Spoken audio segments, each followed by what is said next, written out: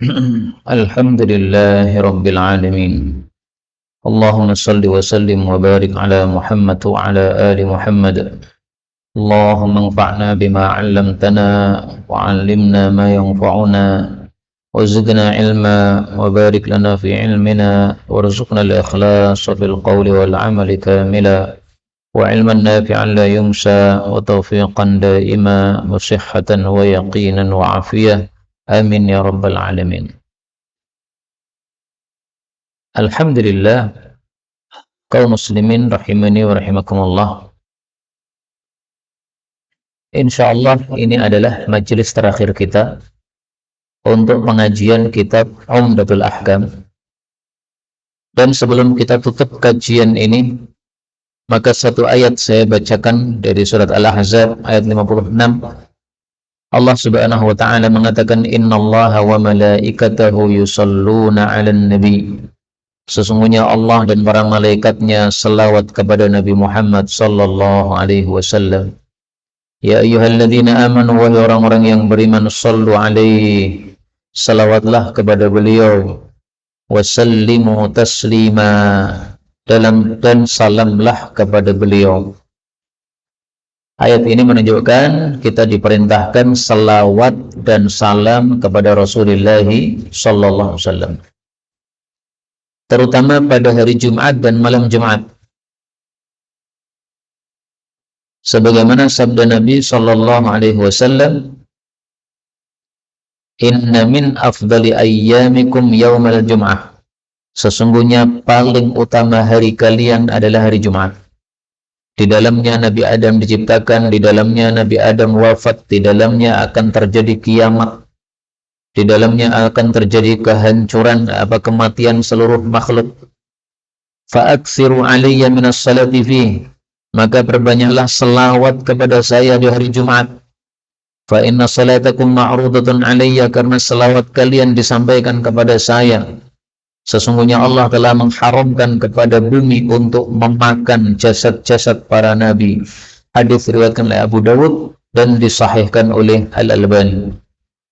Maka pada hari Jumat jangan lupa untuk memperbanyak sholawat. Berapa kali kita selawat pada hari Jumat tidak ada batasnya. Tetapi saya temukan dalam kitab yang berjudul Qutul Qulub. Di dalam kitab ini disebutkan, wa aqallu, dan minimalnya selawat kepada Nabi sallallahu alaihi wasallam adalah 300 marrah. 300 kali membaca selawat kepada Rasulullah sallallahu alaihi wasallam. Ini disebutkan oleh Qutul Qulub pada juz 1 halaman 121. Beliau mengatakan, wal yukfir minas salati ala nabi, hendaklah memperbanyak selawat kepada Nabi sallallahu alaihi wasallam fi yaumil jum'ah, baik di hari Jumat, wa lailatiha, dan malam Jumat. Wa aqallu dzalik, minimal banyak, ayyusalli alaihi sallallahu alaihi wasallam, dia baca selawat 300 marrah, 300 kali. Jadi kalau bisa setiap hari Jumat kita hitung dengan jari kita sampai betul-betul 300 kali selawat. Kalau kurang, tambah lagi. Kalau sudah terbiasa, lanjutkan. Kalau belum, coba Jumat depan diingat-ingat. Selawat berapa? 300 kali. Allah menyuruh kita selawat. Nabi menyuruh kita memperbanyak selawat di hari Jumat. Kemudian para ulama sebagiannya berpendapat minimalnya 300 kali. 300 kali bukan dari Nabi, tapi dari sebagian para ulama. Nah, boleh kita amalkan, tidak ada masalah, karena memang selawat itu seberapapun banyaknya tidak ada batasnya. 300 lebih juga boleh, 300 kurang juga boleh, tetapi sebisa mungkin diperbanyak kepada Nabi sallallahu alaihi wasallam salawat kita hari Jumat. Kemudian kita lanjutkan pengajian kitab Umdatul Ahkam. Dan kita sudah sampai pada penghujung dari kitab ini, yaitu pada kitab bagian terakhir, Kitabul Itqi, kitab tentang memerdekakan budak. Sudah dijelaskan kemarin bahwa para ahli fikih biasa membahas tentang pemerdekaan budak ini pada bagian akhir, ini dalam rangka untuk tafaulan, yaitu mengharap kebaikan. Sebagaimana kita membahas pemerdekaan budak, maka kita mengharap juga nanti akhir hayat kita ditutup oleh Allah dengan dimerdekakan dari api neraka. Karena fadilah memerdekakan budak adalah dimerdekakan oleh Allah dari api neraka. Apa dalilnya? Rasul sallallahu alaihi wasallam bersabda, "Bi kulli 'udwin man a'taqa", barang siapa yang memerdekakan raqabatan muslimah, budak yang beragama Islam, a'taqallahu lahu, Allah pun memerdekakan dia, bi kulli 'udwin minha, masing-masing anggota tubuhnya dimerdekakan, udwan minhu, dengan sebab anggota tubuhnya budak yang dia merdekakan, minan nari, dimerdekakan dari neraka, hatta farjah, sehingga kemaluannya dimerdekakan dari neraka, bifarjih, dengan sebab dia memerdekakan kemaluan budak tadi. Hadis muttafaqun alaih. Kalau kita mengatakan kamu budak merdeka, maka dia ini merdekanya total, dari kepalanya sampai kakinya semuanya merdeka. Nah, maka sebagaimana kita memerdekakan satu penuh tubuhnya, maka Allah merdekakan sepenuh tubuh kita dari api neraka. Karena itu, kalau orang memerdekakan separuh budak, oleh Nabi disuruh untuk melanjutkan seluruh budaknya dimerdekakan, supaya seluruh tubuhnya dimerdekakan dari api neraka.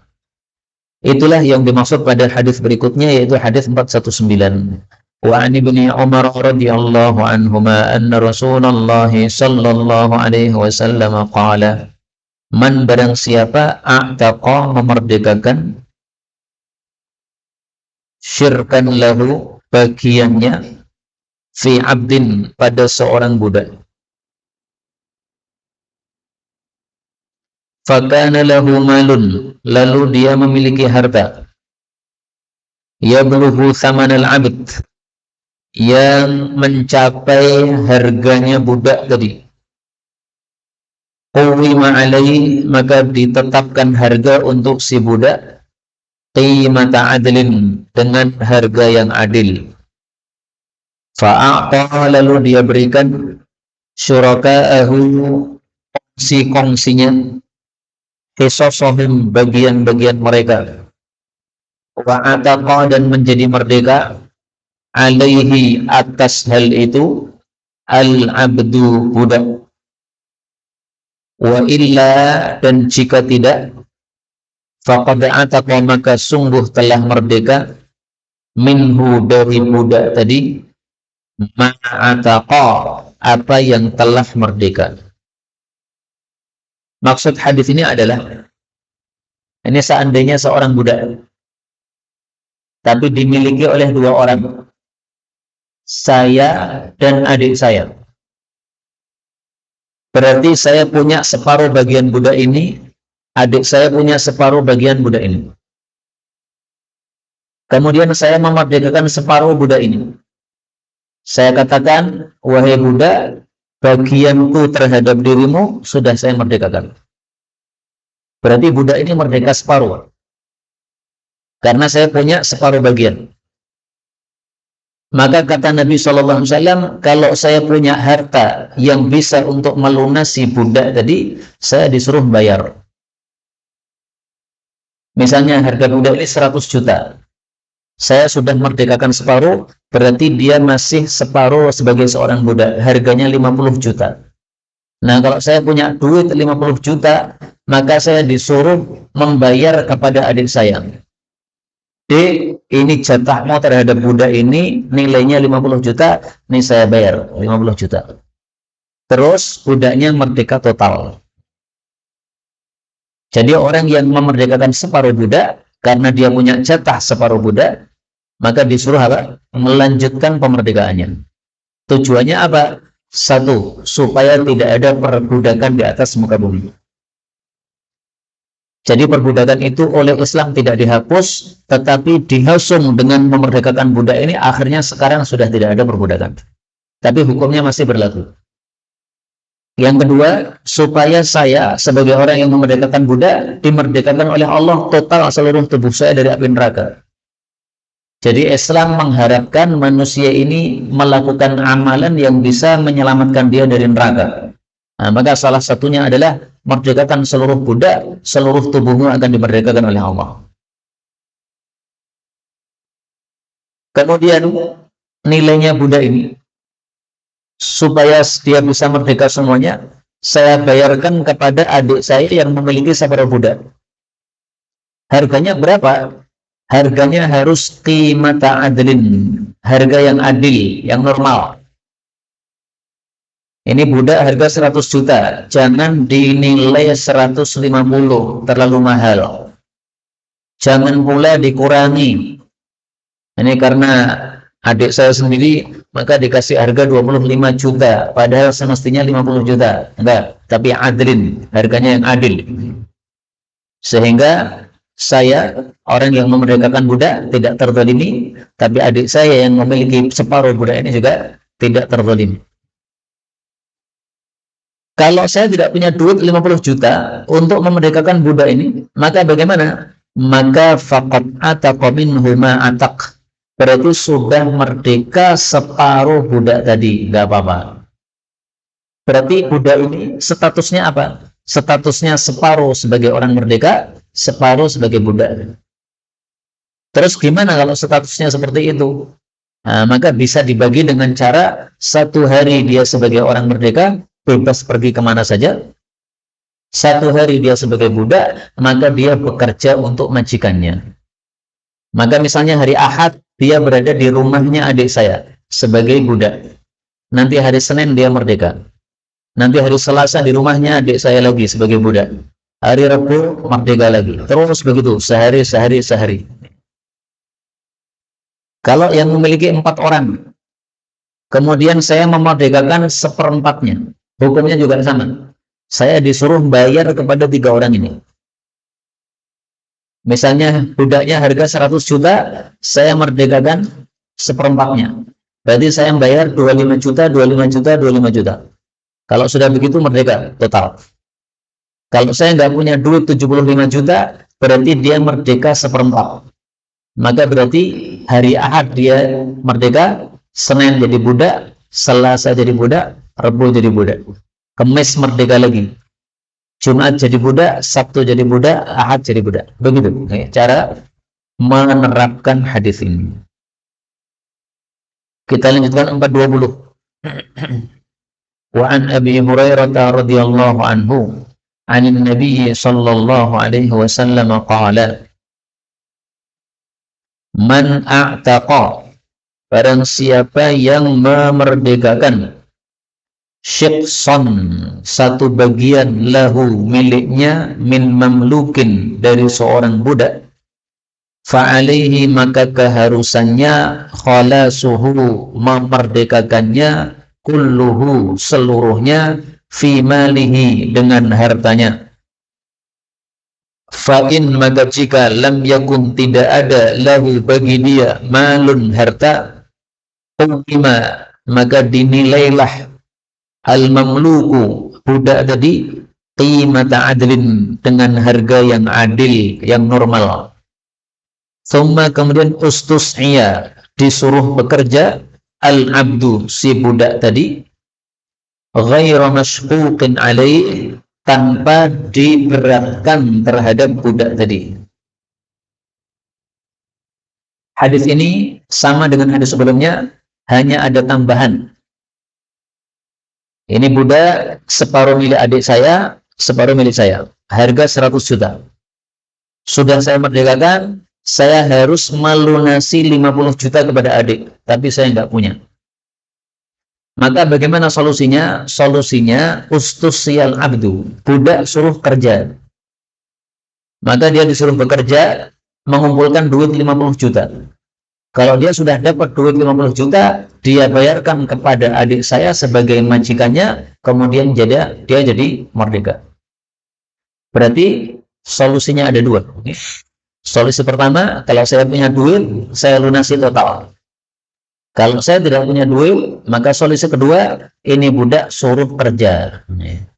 Kalau sudah dapat duit, dia setorkan kepada majikannya untuk memerdekakan dirinya sendiri.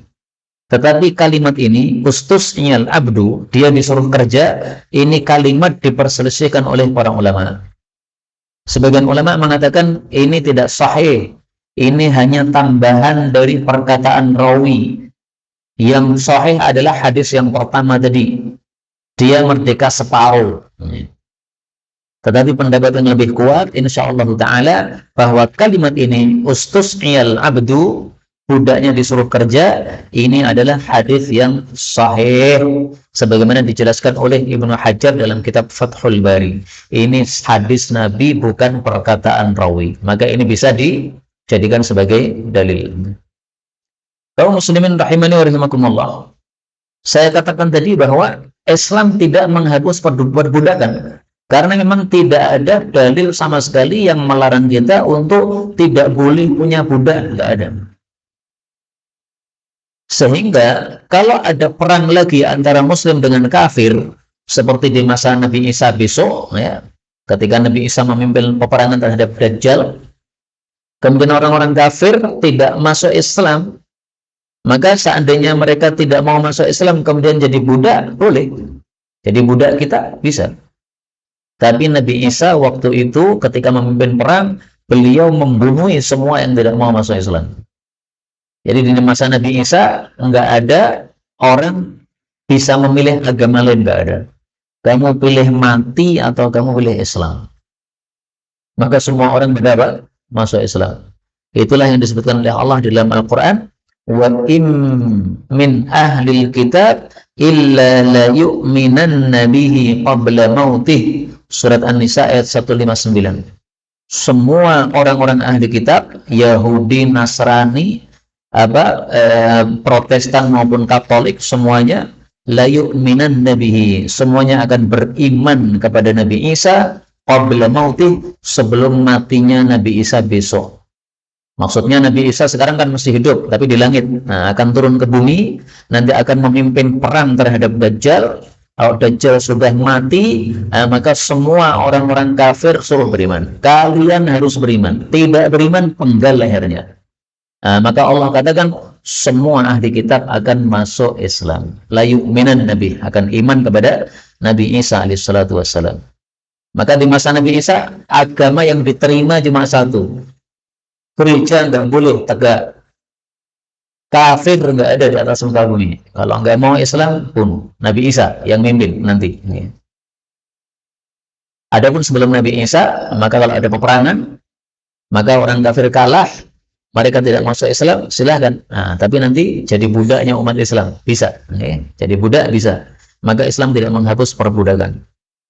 Tetapi dengan sangat cerdas, Islam itu secara tidak langsung menghapus perbudakan. Contohnya dengan cara ini tadi, menghasung orang untuk memerdekakan budak supaya engkau merdeka dari neraka. Demikian juga orang yang melakukan pelanggaran tertentu disuruh oleh Allah untuk memerdekakan budak. Dalam Al-Quran kita temukan kata-kata fatahriru raqabah, merdekakanlah budak kalau kamu melakukan ini, melakukan itu, yaitu melanggar. Pada surat An-Nisa ayat 92 dan pada surat Mujadilah ayat 3. Adapun pada surat An-Nisa ini, orang mukmin yang membunuh orang mukmin yang lain tanpa sengaja, maka disuruh untuk memerdekakan budak yang beriman. Naik motor terlalu ngebut, akhirnya nabrak, mati. Nah, ini oleh Islam disuruh merdekakan budak. Kenapa hukumannya memerdekakan budak? Ya, salah satu hikmahnya supaya perbudakan tidak ada di atas muka bumi. Islam tidak melarang, tetapi dengan cerdasnya membuat aturan-aturan yang akhirnya menyebabkan perbudakan jadi tidak ada. Surat Mujadilah ayat 3. Suami-suami yang melakukan zihar terhadap istri-istrinya lalu tidak melanjutkan dengan talak, berarti dia harus membayar kafarah, maka mereka harus memerdekakan budak sebelum hubungan suami istri. Tapi kalau melakukan zihar kemudian dilanjutkan talak, ya sudah sah talaknya. Tapi kalau zihar tanpa talak, nah, sama dengan rujuk. Kalau rujuk maka harus memerdekakan budak. Zihar itu apa? Nah, nanti silahkan dicari ya di dalam kitab-kitab fikih maupun dalam kitab tafsir surat Mujadalah ayat 3. Nah, kenapa disuruh memerdekakan budak? Sama juga, salah satu tujuannya supaya tidak ada lagi perbudakan di atas muka bumi. Baik, kita lanjutkan sekarang bab terakhir, babu bai'il mudabbar, bab menjual budak mudabbar. 421 wa an Jabir bin Abdullah radhiyallahu anhu qala dabbara, memerdekakan budak mudabbar, rajulun seorang laki-laki minal ansari dari kalangan ansar, ghulaman lahu, seorang budak laki-laki milik dia. Hadis ini membahas tentang budak mudabbar.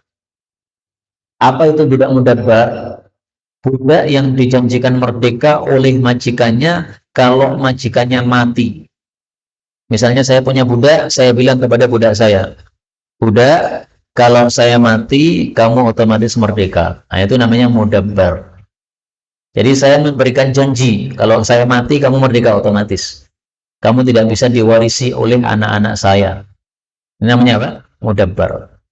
Nah, pembahasannya adalah, bolehkah baik menjual? Budak sudah saya janjikan untuk merdeka. Tapi ternyata sebelum saya mati, saya butuh duit. Bolehkah akhirnya saya jual dia?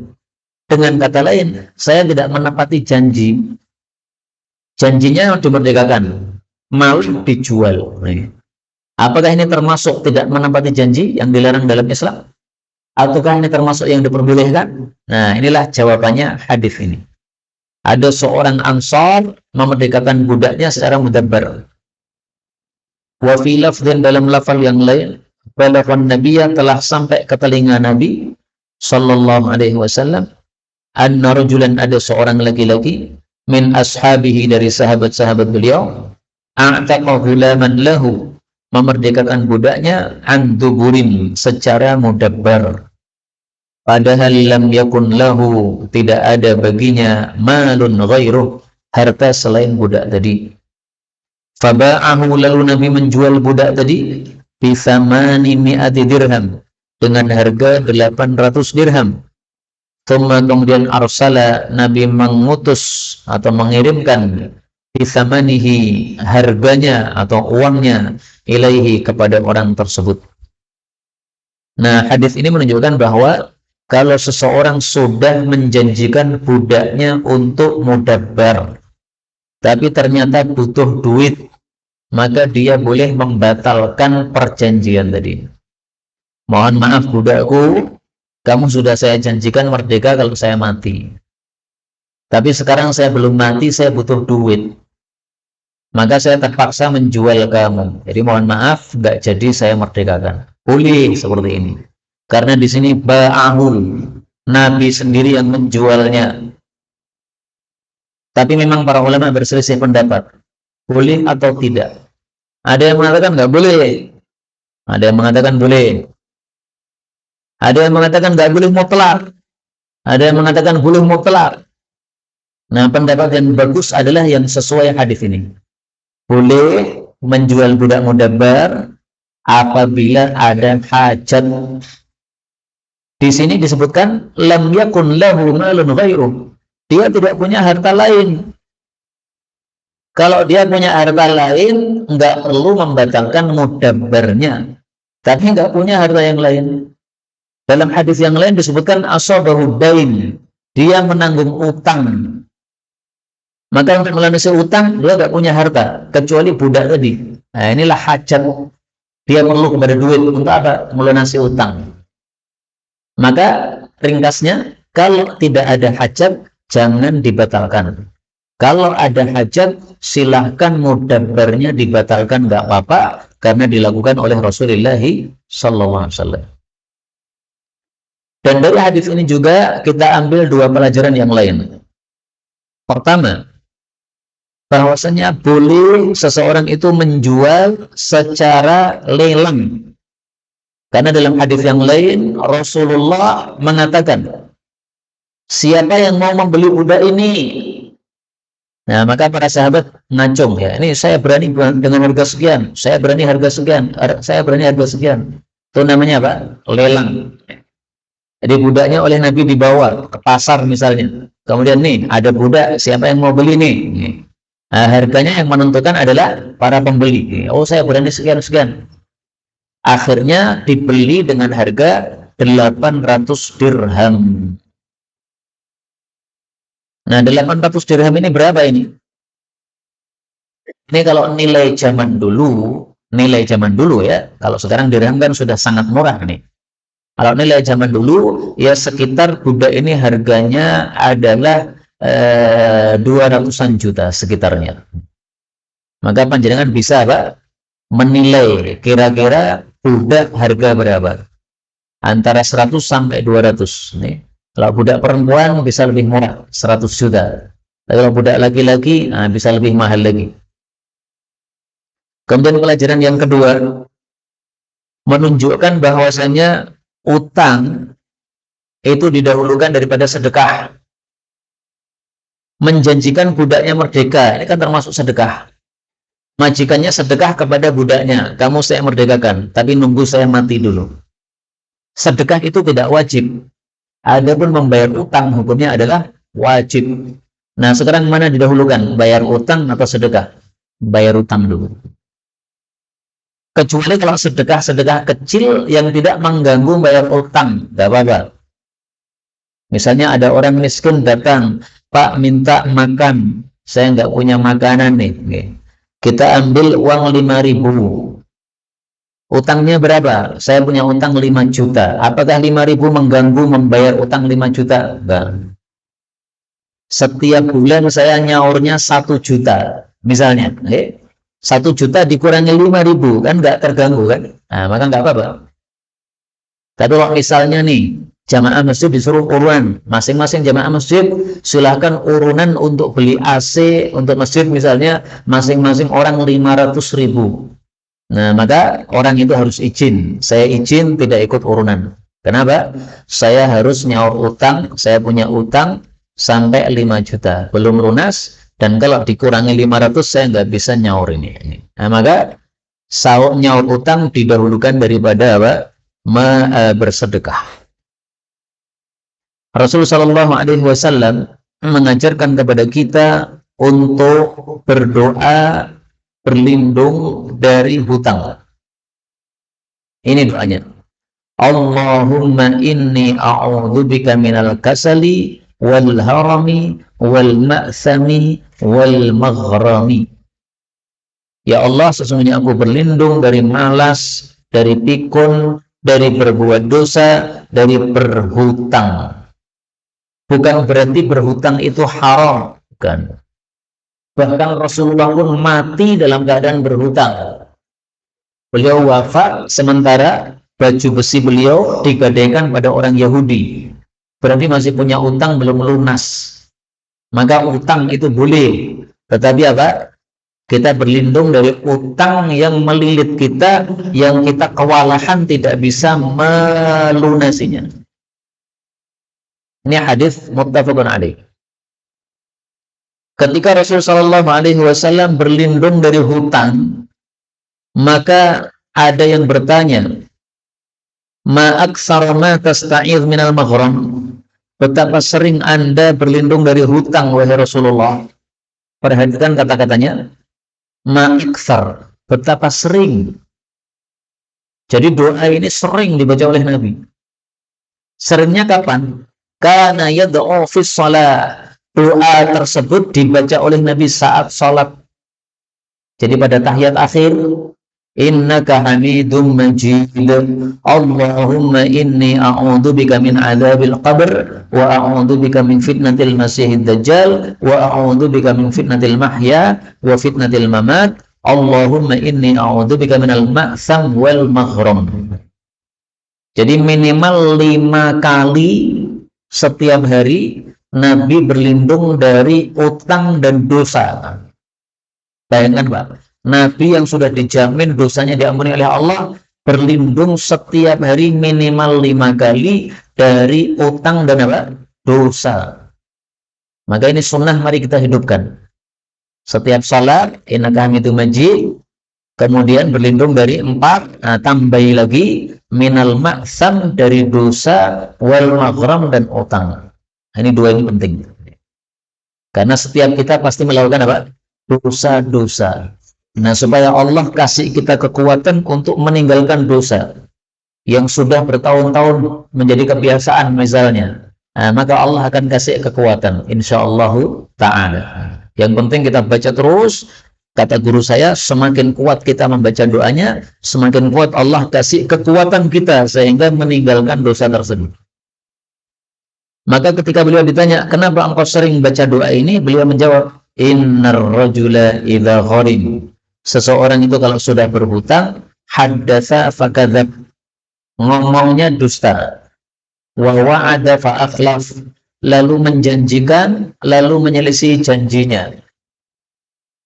Dan sabda Nabi ini fakta di masyarakat.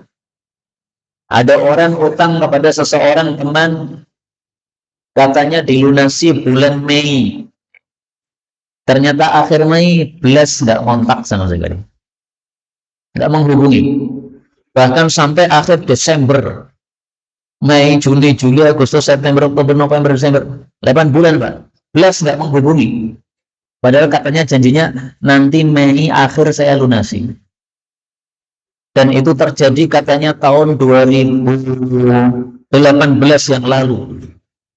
Sekarang 2019, 20, 21, 22, 23, 5 tahun, belas nggak menghubungi lagi. Nah, ini kan berarti termasuk wa'ada fa'akhlaf, memberikan janji tapi menyelisih janjinya.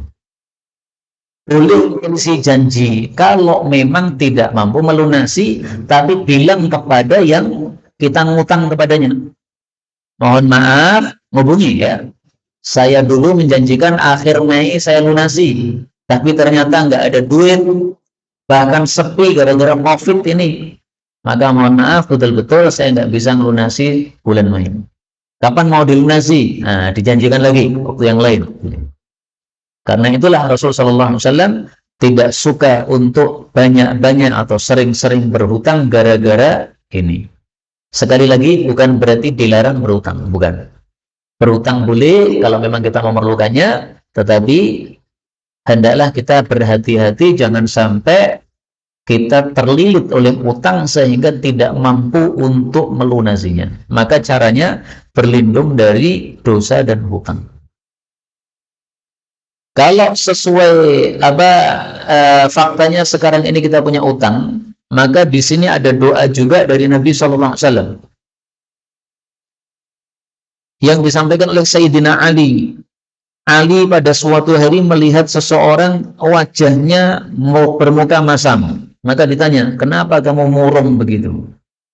Maka dia bilang, saya ini utangnya banyak, nggak lunas-lunas. Maka Ali mengatakan, mau nggak saya ajari kamu kalimat-kalimat yang saya dapat dari Nabi? Kalau kamu punya utang segede gunung Sobir, maka Allah pasti akan melunasi. Ini dari Nabi. Nah, kemudian disampaikan oleh Ali. Allahumma kfini bihalalika an haramik wa aghnini bifadlika amman siwak.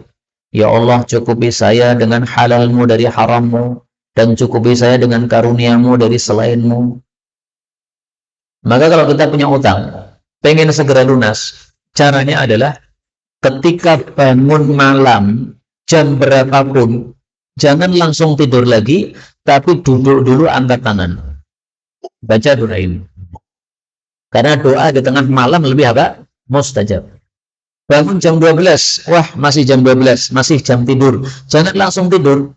Duduk dulu, angkat tangan. Doa. Setelah doa, silakan bubuk lagi. Ternyata bangun lagi, jam 1, wah masih jam tidur. Jangan langsung tidur. Duduk dulu, angkat tangan. Doa pendek ini kan doanya. Kalau udah selesai, tidur lagi. Jam 2 bangun.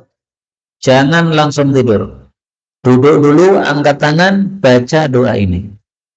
Nah, kalau sudah jam 2, menurut saya jangan tidur lagi. Jam 2 panjenengan bisa sholat tahajud sampai jam 3.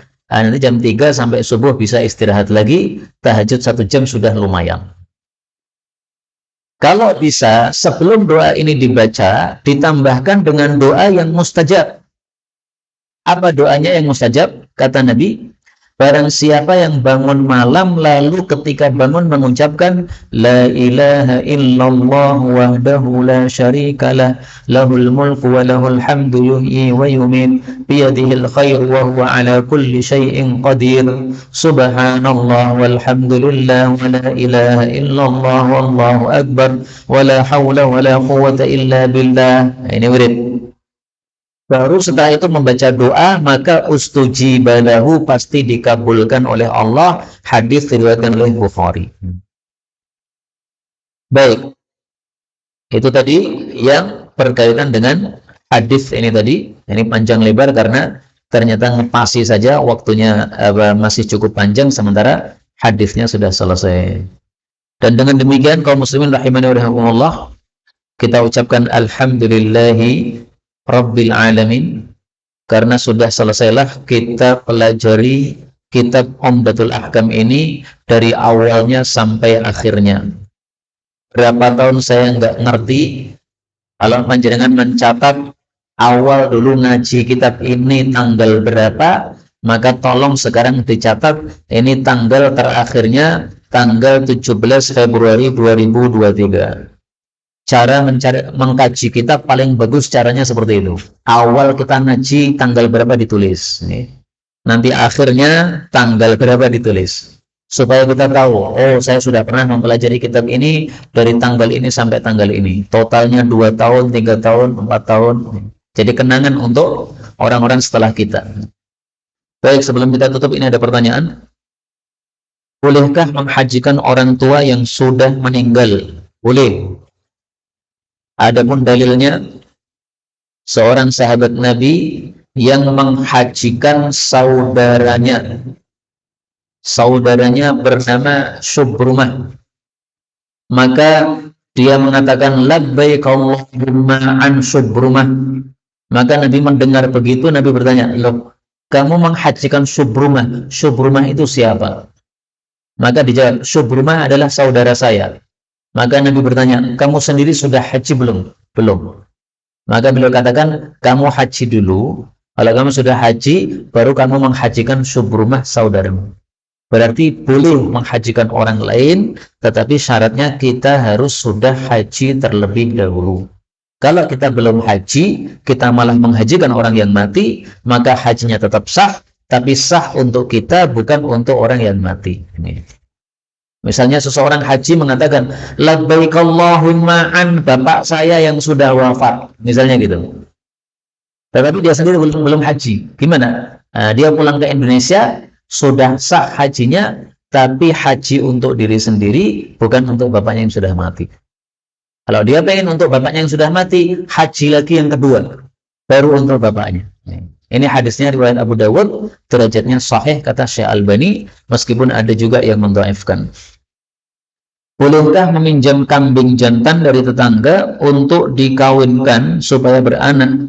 Begitu juga dengan hewan-hewan lainnya seperti ayam, sapi, dan lain-lain. Boleh karena tidak ada larangan.